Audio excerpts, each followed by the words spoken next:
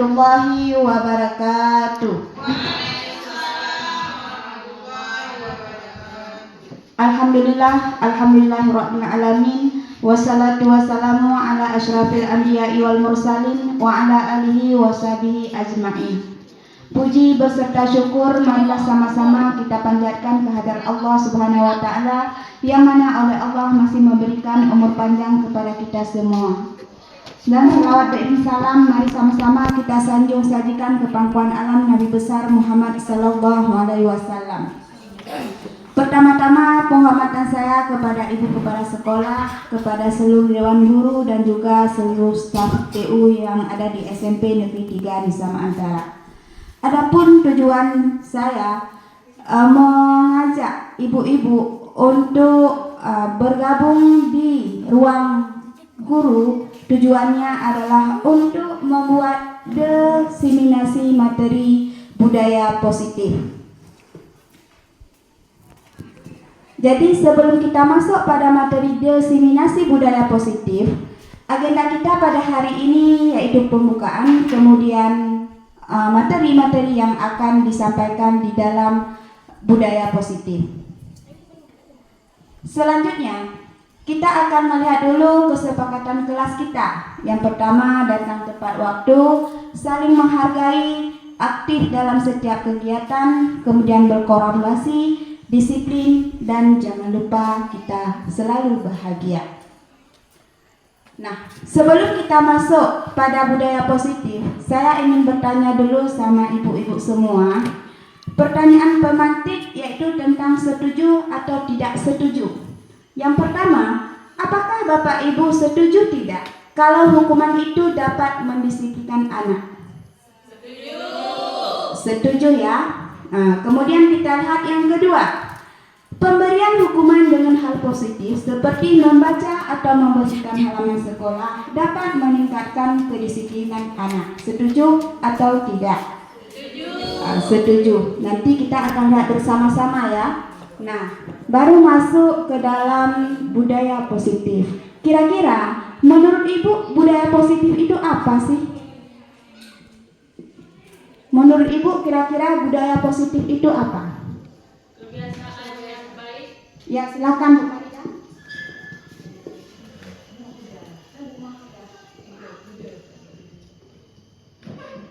Jadi menurut saya budaya positif yaitu sebuah kebiasaan yang baik yang dilakukan setiap hari. Terima kasih saya ucapkan Ibu Mahfuzah bahwa yang dikatakan budaya positif itu adalah kebiasaan yang dilakukan oleh siswa. Jadi kebiasaan yang mereka lakukan itulah yang dikatakan dengan budaya positif. Maka kita lihat sekarang sebenarnya apa sih budaya positif tersebut? Nah, di sini kita lihat budaya positif merupakan perwujudan dari nilai-nilai atau keyakinan universal yang diterapkan di sekolah. Berarti di sini setelah nilai budaya positif diterapkan di sekolah, maka akan timbullah nilai-nilai kebajikan untuk murid tersebut. Di dalam budaya positif ada 8 konsep inti. Yang pertama adanya perubahan paradigma belajar, disiplin belajar, kemudian nilai-nilai kebajikan, kebutuhan dasar manusia, motivasi manusia, posisi kontrol, keyakinan kelas, dan segitiga restitusi.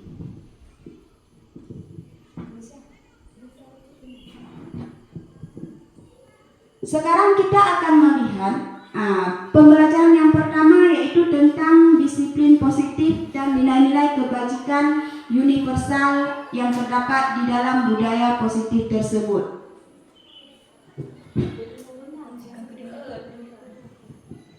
Mari kita lihat bagan yang disusun oleh Dr. William Glasser. Jadi di sini beliau menyusun sebuah bagan tentang disiplin positif. Jadi di sini Anda tidak bisa mengontrol orang lain. Anda hanya bisa mengontrol diri Anda. Kira-kira betul tidak? Betul. Betul ya. Kita tidak dapat mengontrol diri orang lain, melainkan kita hanya dapat mengontrol diri kita. Seperti halnya orang sedang emosional, tentunya kita belum tentu bisa mengontrol emosional mereka, terkecuali di saat sudah emosionalnya itu sudah mereda.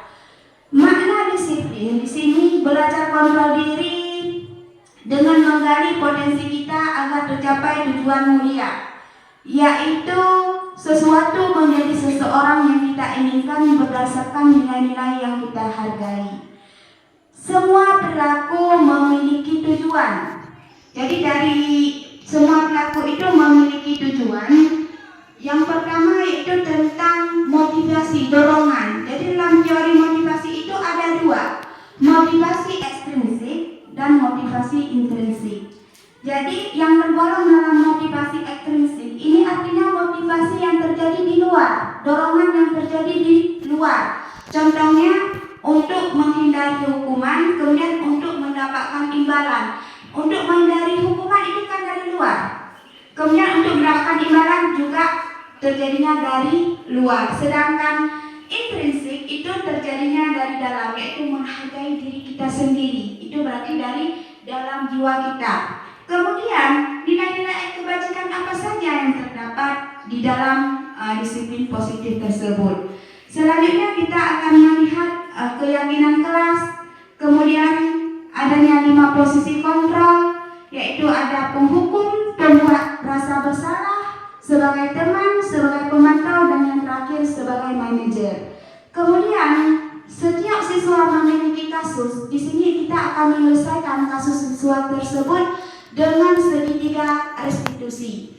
Di dalam segitiga restitusi ini ada 3 aspek. Yang pertama adanya stabilitas identitas, kemudian validasi kebutuhan, kemudian yang ketiga menaikkan keyakinan. Selanjutnya kita akan melihat dari segitiga restitusi tersebut, kita bisa melihat ada 5 kebutuhan dasar manusia. Di sini adanya penguasaan, kemudian adanya kasih sayang dan rasa diterima, kesenangan dan kebebasan.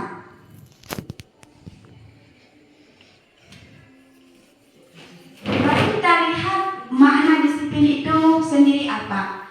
Dalam rangka kita menciptakan lingkungan positif, salah satu strategi yang perlu kita tinjau kembali adalah penerapan disiplin di sekolah kita. Apakah telah efektif atau apakah masih perlu kita tinjau kembali? Apa sesungguhnya arti dari disiplin itu sendiri? Kemudian apa kaitannya dengan nilai-nilai kebajikan? Mari kita bahas nilai-nilai kebajikan tersebut dan kebajikan dari nilai-nilai kebajikan universal. Sebelumnya, mari kita tanyakan dulu pada diri kita sendiri, bagaimana kita berperilaku, mengapa kita melakukan sesuatu, apakah kita melakukan sesuatu karena adanya dorongan dari lingkungan atau adanya dorongan dari orang lain. Terkadang kita melakukan sesuatu itu karena kita menghindari dari rasa sakit atau ketidaknyamanan. Terkadang kita juga melakukan sesuatu untuk mendapatkan apa yang kita mau. Pernahkah kita melakukan sesuatu untuk mendapatkan senyuman atau pujian dari orang lain untuk mendapatkan hadiah atau mendapatkan uang, apalagi kira-kira alasan orang untuk melakukan sesuatu.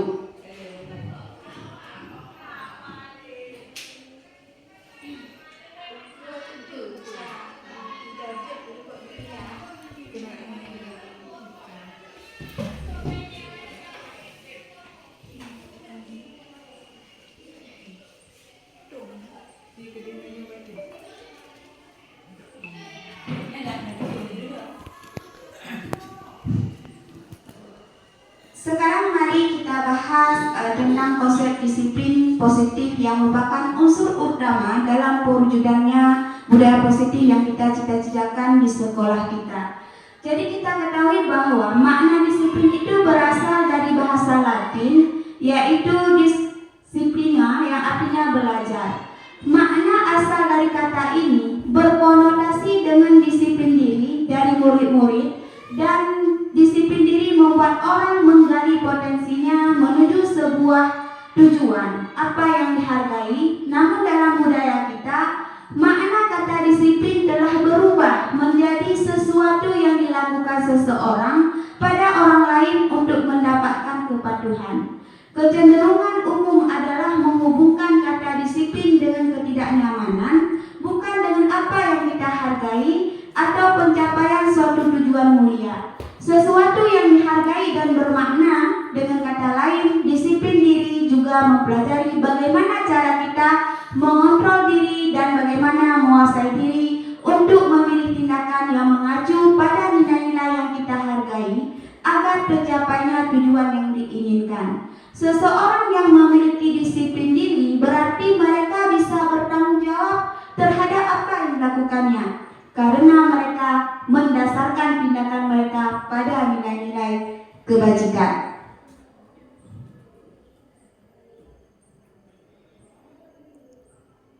Nah, di sini kita lihat nilai-nilai kebajikan universal. Sebelum kita lihat nilai-nilai kebajikan universal, mari kita lihat arti dari nilai-nilai kebajikan universal tersebut. Yang dikatakan dengan nilai-nilai kebajikan adalah sifat-sifat positif manusia yang merupakan tujuan mulia yang ingin dicapai setiap individu. Nilai-nilai tersebut bersifat universal dan lintas bahasa, suku, bangsa, agama maupun latar belakang. Jadi di sini ini semua bisa kita lihat, setiap perilaku atau perbuatan memiliki suatu tujuan. Itu menurut William Glasser. Kemudian dengan mengaitkan nilai-nilai kebajikan yang diyakini seseorang, maka motivasi intrinsiknya akan terbangun sehingga menggerakkan motivasi dari dalam untuk dapat mencapai tujuan mulia yang diinginkan. Ini menurut si Dien.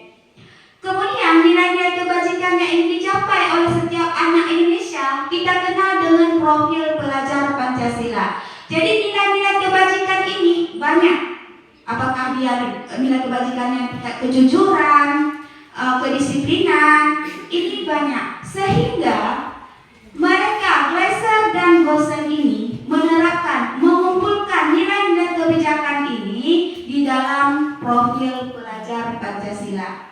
Di dalam profil pelajar Pancasila inilah adanya beriman, bertakwa kepada Tuhan Yang Maha Esa dan akhlak mulia, mandiri, bernalar kritis, berkebinekaan global, bergotong royong, dan kreatif. Nah, disinilah elemen-elemen atau nilai-nilai kebajikan universal terdapatnya, dimuatlah di dalam profil pelajar Pancasila. Ini sekilas bagian daripada nilai kebajikan yang diterapkan di dalam profil pelajar Pancasila.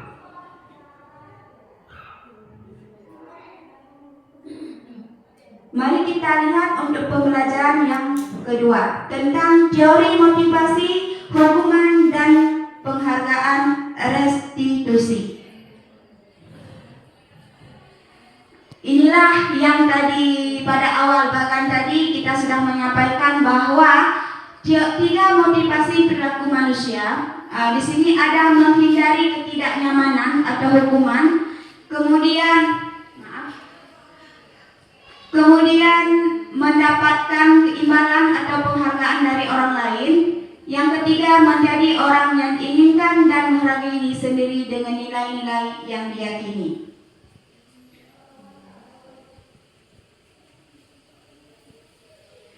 Jadi mari kita lihat perbedaan antara hukuman, konsekuensi, dan restitusi. Dalam menjalankan peraturan ataupun keyakinan kelas sekolah, bila mana ada suatu pelanggaran, tentunya sesuatu harus terjadi. Untuk itu kita perlu meninjau ulang tindakan penegakan peraturan atau keyakinan kelas sekolah kita selama ini. Tindakan terhadap suatu pelanggaran pada umumnya berbentuk hukuman atau konsekuensi. Restitusi adalah proses menciptakan kondisi bagi murid untuk memperbaiki kesalahan mereka sehingga mereka bisa kembali pada kelompok mereka dengan karakter yang lebih kuat. Ini menurut si Gosen. Kemudian restitusi juga merupakan proses kolaboratif yang mengajarkan murid untuk mencari solusi untuk masalah mereka dan membantu murid berpikir tentang orang seperti apa yang mereka inginkan. kegiatan dan bagaimana mereka harus memperlakukan orang lain. Ini juga menurut si Glosen. Sebelum kita membahas lebih mendalam tentang penerapan restitusi, kita perlu bertanya dulu, adakah perbedaan antara hukuman dan konsekuensi? Bila sama, di mana persamaannya? Bila berbeda, bagaimana perbedaannya? Jadi di sini kita akan melihat bahwa biasanya hukuman itu kita berikan dalam bentuk fisik, ya kan? Kalau konsekuensi itu adalah hal-hal yang ringan yang kita berikan kepada peserta didik kita. Inilah gambaran tentang perbedaan antara hukuman, konsekuensi, dan restitusi. Nah, di sini hukuman. Hukuman bisa saja sesuatu yang menyakitkan akan terjadi, kemudian tidak nyaman untuk murid, korban mendapatkan keadilan, murid akan tersakiti, perilaku pasif agresif meningkat, sistem tidak akan berjalan bila murid tidak takut. Kemudian kalau konsekuensi, sesuatu memang harus terjadi, kemudian tidak nyaman untuk murid, korban bisa diabaikan, murid atau anak dibuat tidak nyaman, itu adalah salah satu daripada konsekuensi. Sedangkan restitusi itu merupakan pilihan, menguatkan untuk murid atau anak dalam jangka waktu yang panjang, korban mendapatkan ganti, murid anak mendapatkan penguatan, masalah terpecahkan. Ini kalau restitusi. Kemudian murid belajar bertanggung jawab untuk perilakunya, fokus pada pemecahan masalah dalam jangka waktu yang panjang. Jadi di sini kita melihat dari hukuman, konsekuensi itu bisa-bisa bernampak. Kalau hukuman dia bisa-bisa ada yang bernampak negatif untuk anak. Karena ada kala anak ketika kita berhukuman, ada kala anak itu bisa benci pada kita. Akan tetapi kalau konsekuensi itu bisa saja terjadi dua kemungkinan.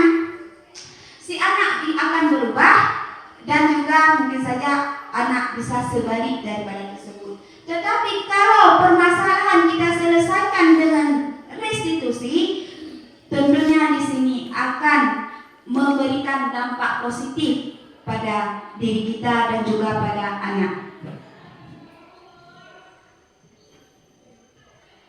Nah, berdasarkan bagian yang kita lihat tadi, maka kita bisa menyimpulkan bahwa hukuman bersifat tidak terencana atau tiba-tiba.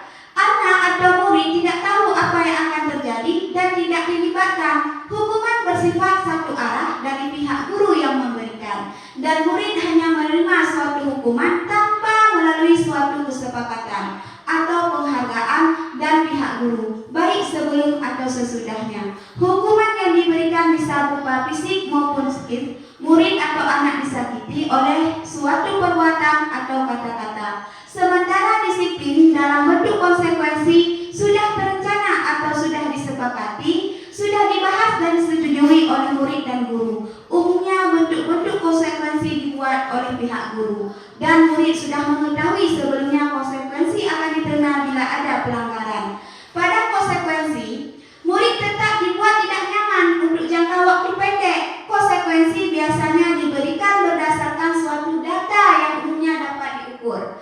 Nah, misalnya setelah 3 kali tugasnya tidak diselesaikan, maka batas waktu diberikan atau murid melakukan kegiatan di luar kegiatan pembelajaran. Misalnya dengan kita mengobrol, maka murid tersebut akan kehilangan waktu bermain dan harus menyelesaikan tugas karena ketinggalannya.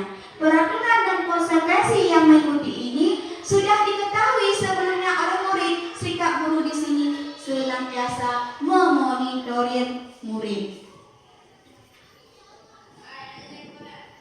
Nah, sekarang coba Ibu lihat tugas perbedaan hukuman dan konsekuensi. Tindakan guru. Mencatat 100 kali di dalam buku kalimat. Saya tidak akan terlambat lagi karena terlambat ke sekolah. Hukuman atau konsekuensi kah ini?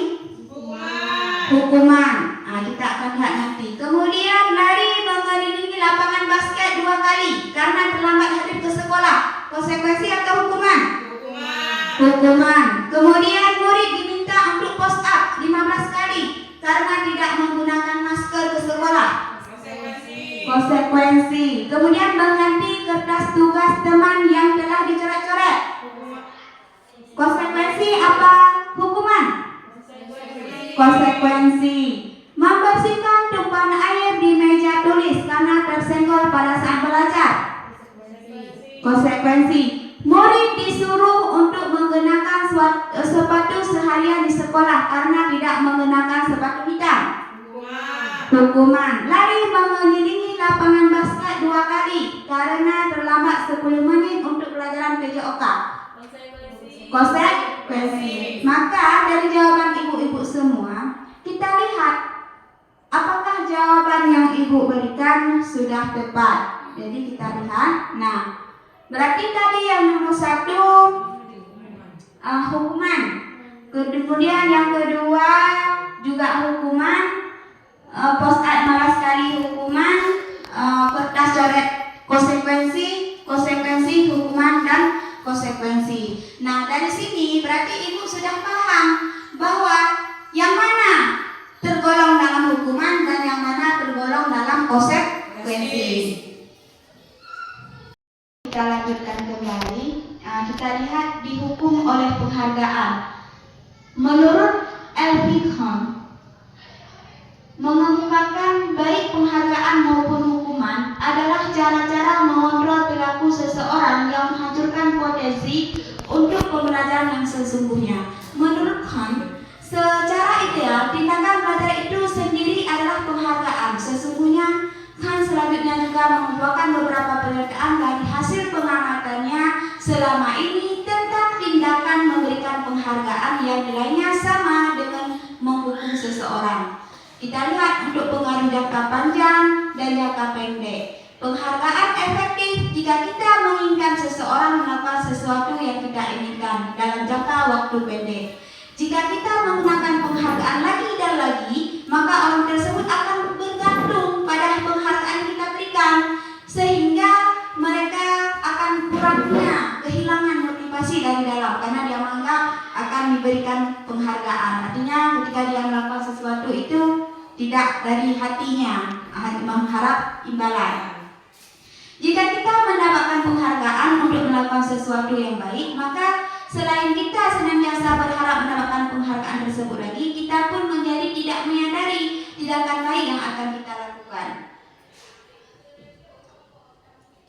Kemudian penghargaan tidak efektif. Jadi suatu penghargaan adalah suatu benda atau peristiwa yang diinginkan, yang dibuat dengan persyaratan jika saya mengharapkan suatu penghargaan dan tidak mendapatkannya, maka saya akan kecewa dan berkecil hati, serta kemungkinan lain kali saya tidak akan berusaha sekeras sebelumnya. Kemudian kalau perusahaan merusak hubungan, contohnya apa? Ketika seorang diberi penghargaan atau dipuji di depan orang banyak, maka orang lain akan merasa iri dan sebagian dari mereka akan tidak menyukai orang yang diberikan penghargaan tersebut. Kemudian adanya penghargaan mengurangi ketepatan, penghargaan menurunkan kualitas. Yang keenam, penghargaan mematikan kreativitas. Ini bagaimana? Dalam tugas-tugas memecahkan masalah, para murid memakan waktu lebih lama dan memberikan jalan keluar kurang kreatif saat mereka dijanjikan suatu penghargaan. Kemudian penghargaan menghukum. Ini karena orang pada dasarnya tidak suka dikendalikan. Dalam jangka waktu yang lama, penghargaan akan terlihat sebagai hukuman. Untuk institusi, sebuah pendekatan untuk menciptakan disiplin positif. Restitusi membantu murid menjadi lebih memiliki tujuan, disiplin positif dan memulihkan dirinya. Setelah berbuat salah, pendekatannya bukanlah pada bagaimana perilaku untuk menyenangkan orang lain atau menghindari ketidaknyamanan. Namun, tujuannya adalah menjadi orang-orang yang menghargai nilai-nilai kebajikan yang mereka percayai. Artinya di sini nilai-nilai kebajikan yang sudah dimasukkan atau yang sudah dikelompokkan dalam elemen-elemen profil pelajar Pancasila yang tadi. Melalui pendekatan institusi, ketika murid berbuat salah, guru ini akan menanggapi dengan mengajak murid berefleksi tentang apa yang akan mereka lakukan untuk memperbaiki kesalahan mereka. sehingga mereka menjadi pribadi yang lebih baik dan menghargai dirinya. Jadi dengan pendekatan restitusi ini tidak hanya menguntungkan korban, akan tetapi juga menguntungkan orang yang telah bersalah. Jadi restitusi juga sesuai dengan prinsip teori kontrol William, yaitu tentang solusi menang-menang.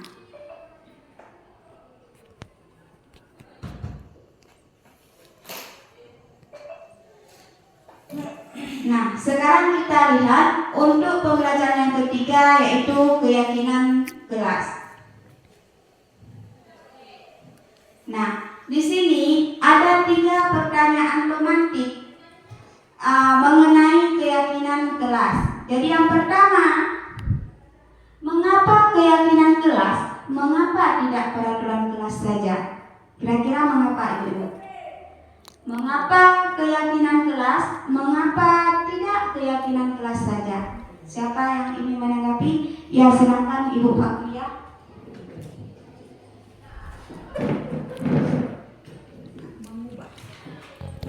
Assalamualaikum warahmatullahi wabarakatuh. Waalaikumsalam warahmatullahi wabarakatuh.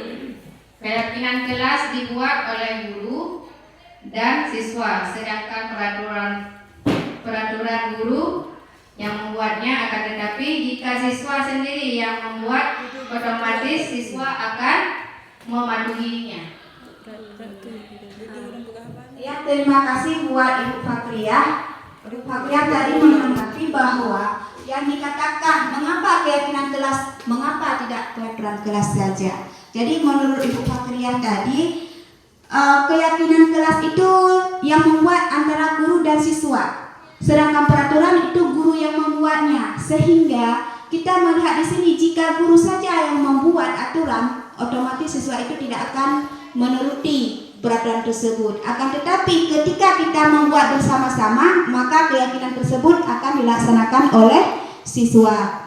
Kemudian kita lihat untuk pertanyaan yang kedua, mengapa adanya keyakinan kelas penting untuk terbentuknya sebuah budaya positif? Ya, silakan Ibu Rahmi. Assalamualaikum warahmatullahi wabarakatuh. Menurut saya, mengapa adanya keyakinan kelas penting untuk terbentuknya sebuah budaya positif? Dikarenakan dapat meningkatkan motivasi belajar, karena dengan adanya keyakinan kelas, murid akan merasa aman dan dihargai di kelas, sehingga akan termotivasi untuk belajar dan mencapai potensi mereka. Terima kasih. Sekian. Terima kasih buat Ibu Rahmi, bahwa mengapa adanya keyakinan kelas penting untuk terbentuknya sebuah budaya positif. Karena dengan adanya keyakinan kelas, maka yang pertama dulu kita akan membuat kelas kita itu menjadi aman dan nyaman. Kemudian yang kedua itu termotivasinya murid untuk mengikuti setiap langkah demi langkah di dalam proses pembelajaran kita. Kemudian pertanyaan yang ketiga, bagaimana mewujudkan sebuah keyakinan kelas yang efektif? Ya, silakan Ibu Nila.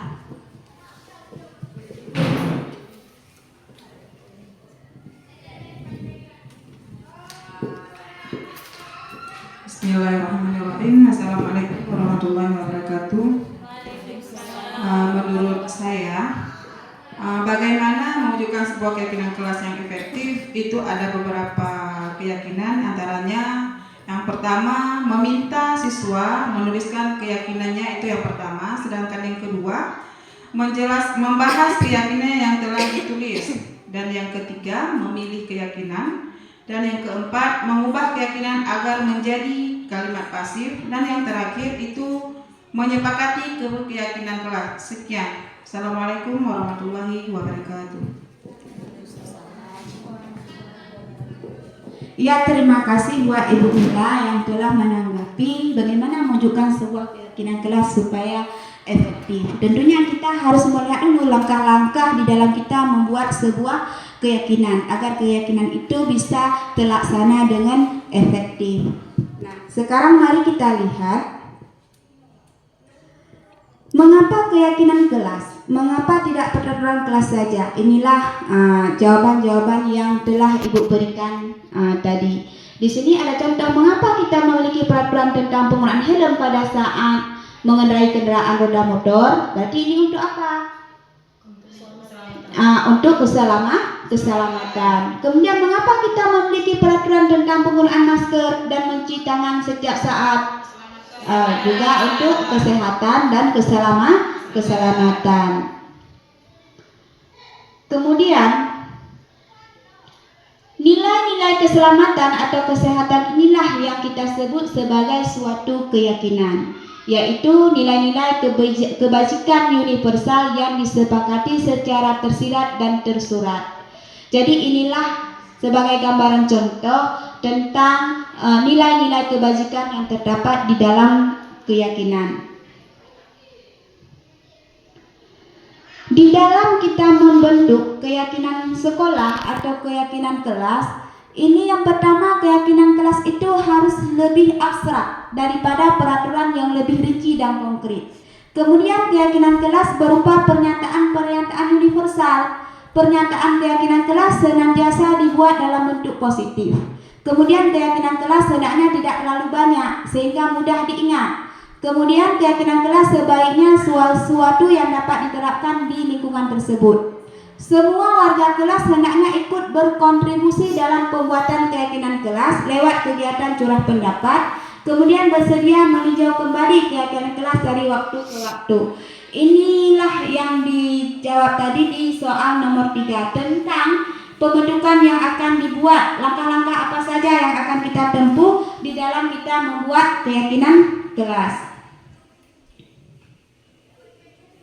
Inilah contoh perbedaan peraturan dengan keyakinan kelas. Kalau peraturan selalu kembalikan buku ke tempatnya, berarti kita buat dalam keyakinan kelasnya tanggung jawab. Kemudian dilarang mengganggu orang lain. Keyakinan kelas yang kita buat menghormati orang lain. Hadir di sekolah 15 menit sebelum pembelajaran. Berarti keyakinan kita buat menghormati orang lain. Dilarang melakukan kekerasan.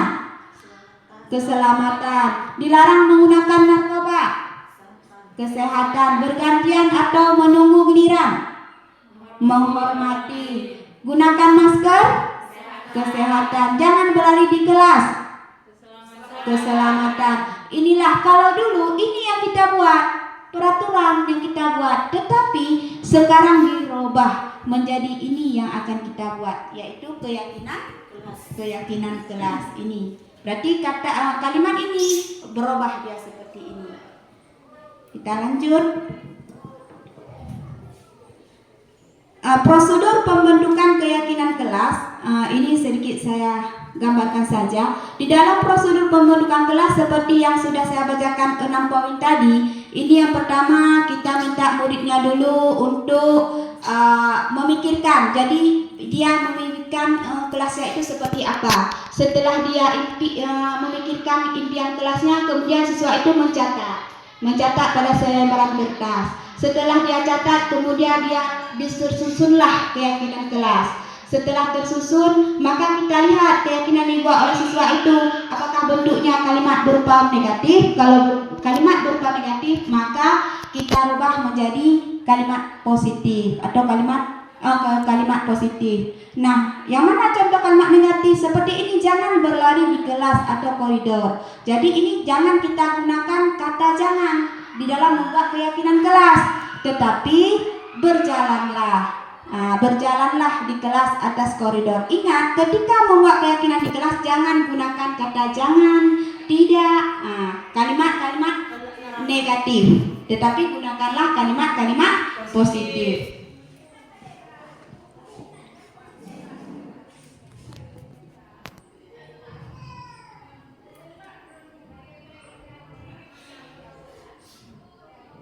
Nah, ini coba kita lihat. Ini yang tadi kan.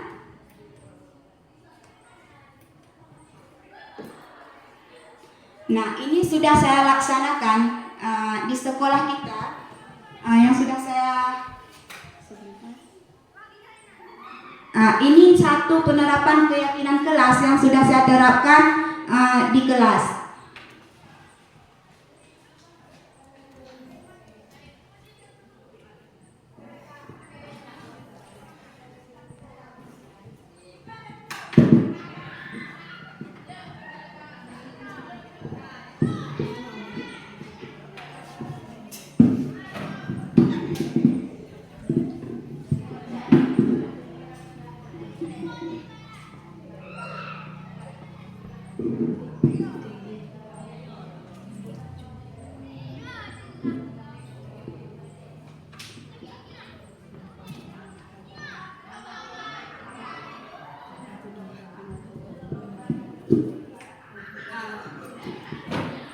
coba ibu-ibu lihat, inilah sebuah penerapan yang sudah saya buat.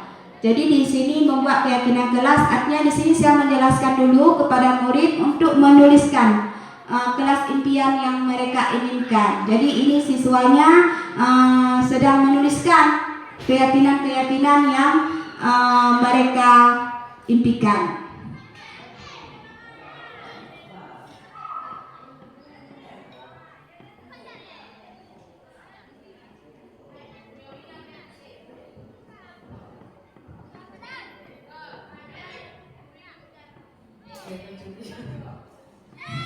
Jadi setelah mereka tulis, kemudian mereka menempelkan. Nanti di sini kita guru akan melihat kalimat yang mereka gunakan sudah pas atau perlu perbaikan.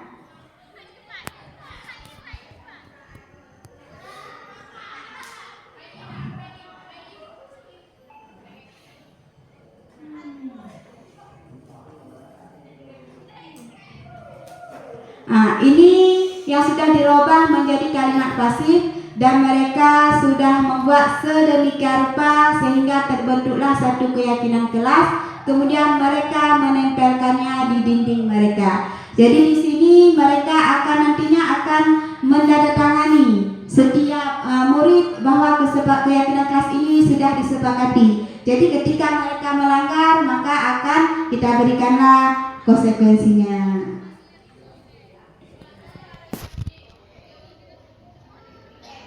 Sudah, kita lanjut. Pembelajaran kita yang keempat yaitu kebutuhan dasar manusia. Jadi ada 5 kebutuhan dasar manusia. Ini yang adanya, sebentar maaf.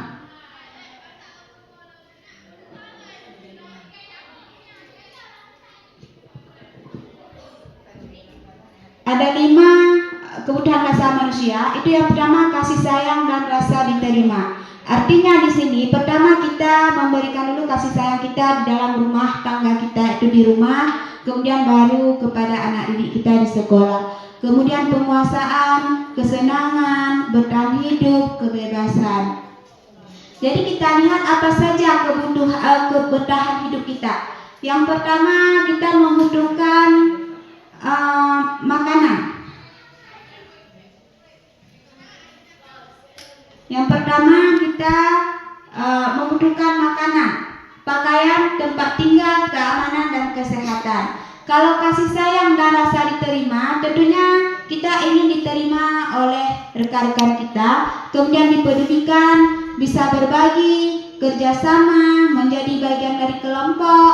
Kalau dalam penguasaan, ini tentang harga diri, kemudian keinginan untuk dianggap, memimpin, diakui dan didengar.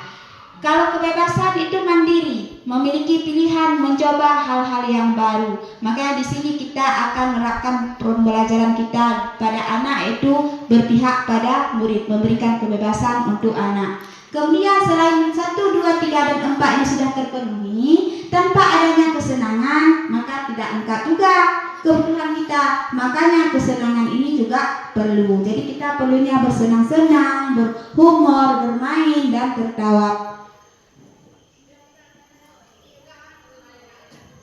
Sekarang kita lihat untuk pembelajaran yang kelima, yaitu 5 posisi kontrol. Jadi ada 5 posisi kontrol guru, yaitu sebagai penghukum, kemudian pembuat merasa bersalah, manajer, teman, dan yang terakhir sebagai pemantau. Kemudian kita akan melihat satu persatu bagaimana yang dikatakan dengan penghukum. Jadi seorang penghukum bisa menggunakan hukuman fisik maupun verbal. Orang-orang yang menjalankan posisi penghukum senantiasa mengatakan bahwa sekolah memerlukan sistem atau alat yang dapat lebih menekan murid-murid lebih dalam lagi. Guru-guru yang menerapkan posisi penghukum akan berkata, patuhi aturan saya atau awas. Ini kalau kita berada pada posisi penghukum. Kamu selalu salah saja. Ini sebagai penghukum. Kemudian kalau pembuat merasa bersalah, pada posisi ini biasanya guru akan bersuara lebih lembut. Pembuat rasa bersalah akan menggunakan keinginan yang membuat orang lain merasa tidak nyaman, bersalah atau rendah diri. Jadi kata-katanya bisa dengan menggunakan ibu sangat kecewa sekali dengan kamu. Berapa kali ibu harus memberitahu kamu ya? Ini adalah ketika guru berada di saat menyelesaikan masalah, saat berada pada pembuat merasa bersalah, pada posisi pembuat merasa bersalah. Kemudian saat posisi kita sebagai teman, guru pada posisi ini tidak akan menyakiti murid, namun akan tetap berupaya mengontrol murid melalui persuasi posisi teman. Pada guru bisa negatif ataupun positif. Jadi di sini bisa kita lihat mereka akan berkata, ayo bantulah demi bapak ya. Ya sudah, kali ini tidak apa-apa, nanti ibu bantu bereskan. Ini posisi guru sebagai teman. Selanjutnya sebagai pemantau. Di sini guru memantau artinya mengawasi. Pada saat kita mengawasi, kita bertanggung jawab atas perilaku orang-orang yang kita awasi. Jadi pertanyaan yang sering diajukan oleh pemantau adalah peraturannya apa? Apa yang telah kamu lakukan? Ini posisi kita sebagai pemantau. Kemudian sebagai manajer.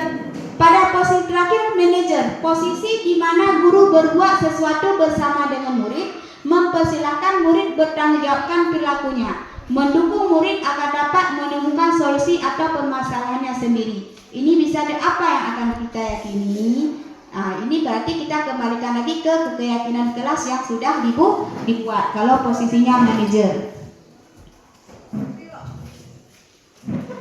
Inilah saya ambil sebuah contoh penerapan posisi kontrol guru sebagai manajer.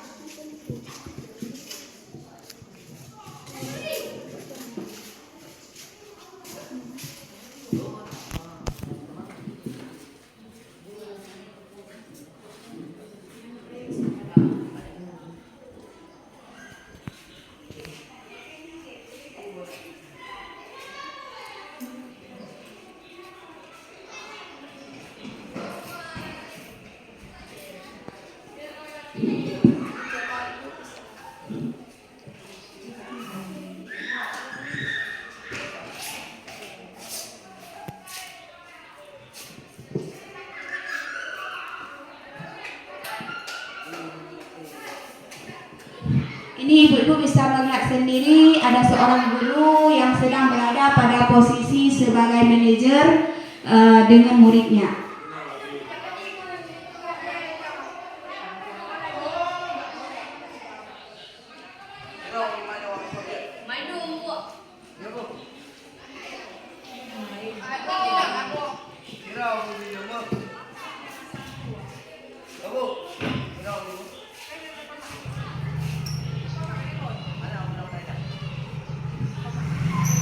Jadi seperti itulah posisi kita sebagai manajer. Jadi sekarang coba ibu lihat. Sekarang kita lihat posisi kontrol apakah aku.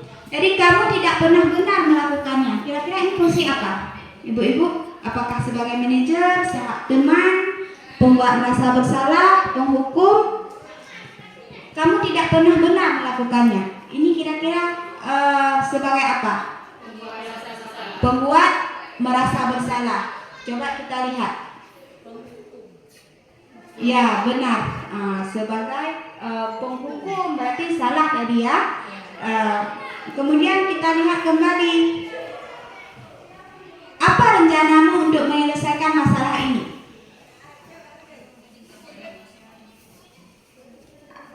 Posisi kontrol apakah aku di sini?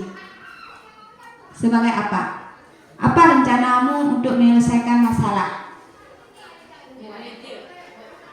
Apa? Pemantau. Kita lihat ya. Sebagai manajer. Kemudian kita lihat kembali.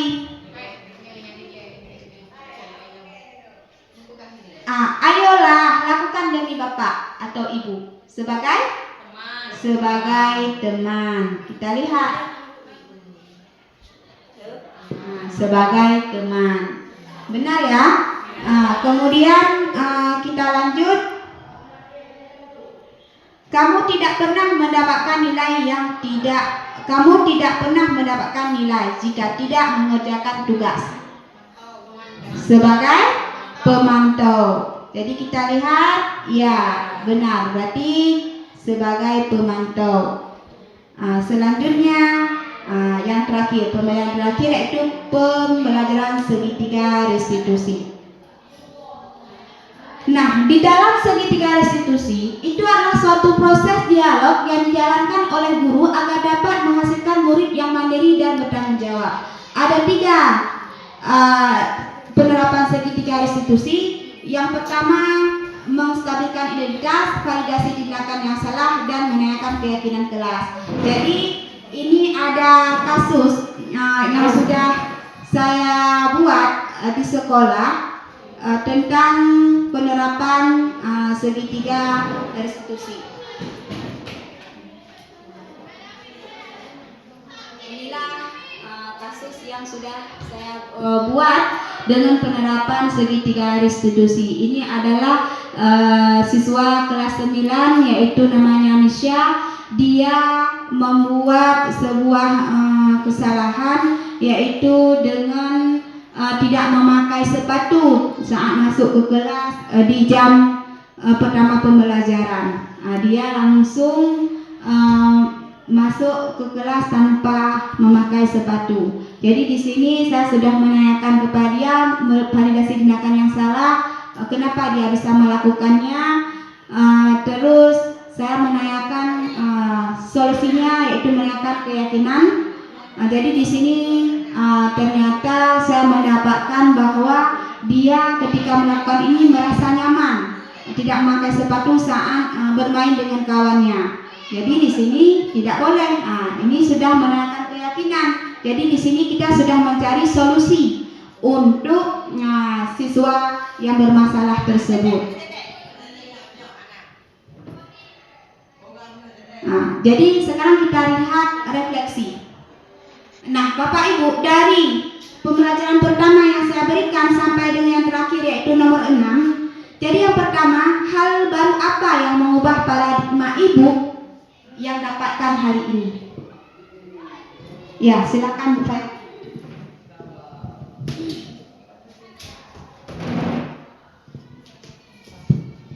Bismillahirrahmanirrahim. Assalamualaikum warahmatullahi wabarakatuh.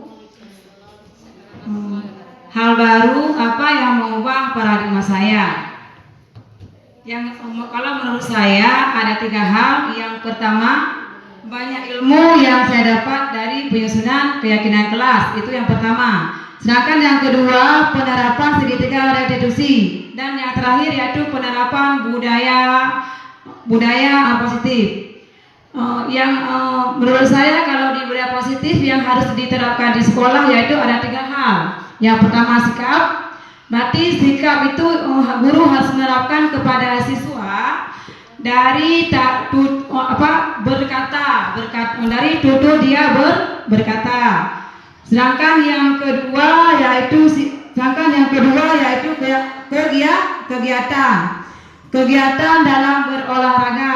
Itu contoh yang kedua. Sedangkan yang ketiga yaitu praktik baik. Praktik baik di sini kalau di budaya positif yaitu seperti tadi pagi, senam pagi. Itu kalau menurut saya. Terima kasih dan assalamualaikum warahmatullahi wabarakatuh. Terima kasih saya ucapkan buat Ibu Nurhayati. Kemudian kita lihat perasaan apa yang muncul selama mengikuti sesi, khususnya mengenai makna disiplin yang sudah kita lihat tadi. Ya, silakan Bu Mahfuza.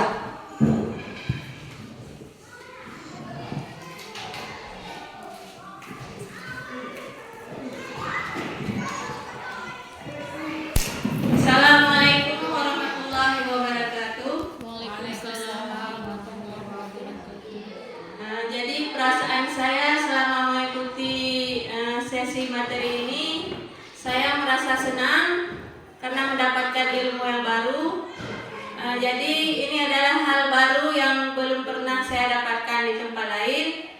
Semoga apa yang disampaikan oleh pemateri bisa menjadi ilmu bagi kami dan bisa kami terapkan untuk kedepannya. Assalamualaikum warahmatullahi wabarakatuh. Terima kasih saya ucapkan buat Ibu Mahfuzah. Kemudian yang terakhir, refleksi yang terakhir adalah saya akan menjadi among seperti apakah setelah saya mengikuti diseminasi ini. Ya, silakan Bu Marida.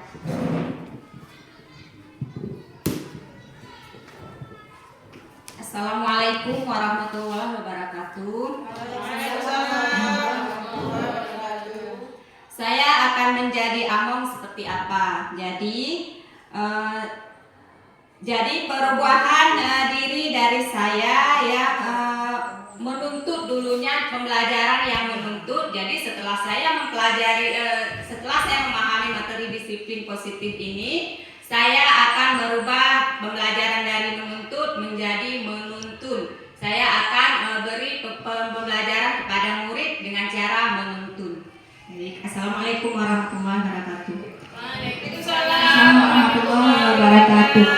Terima kasih atas refleksi yang telah diberikan. Jadi inilah bahwa di dalam kita menerapkan budaya positif, tentunya kita harus memberikan peluang untuk siswa ini. Kita berikan peluang dengan proses pembelajaran yaitu yang berpihak pada murid. Jadi jangan kita seperti dulu yaitu menuntut, akan tetapi kita ajaklah sebagai kita menuntun siswa tersebut. Nah, demikianlah pemateri kita hari ini. Lebih dan kurang saya mohon maaf. Saya akhiri. Assalamualaikum warahmatullahi wabarakatuh.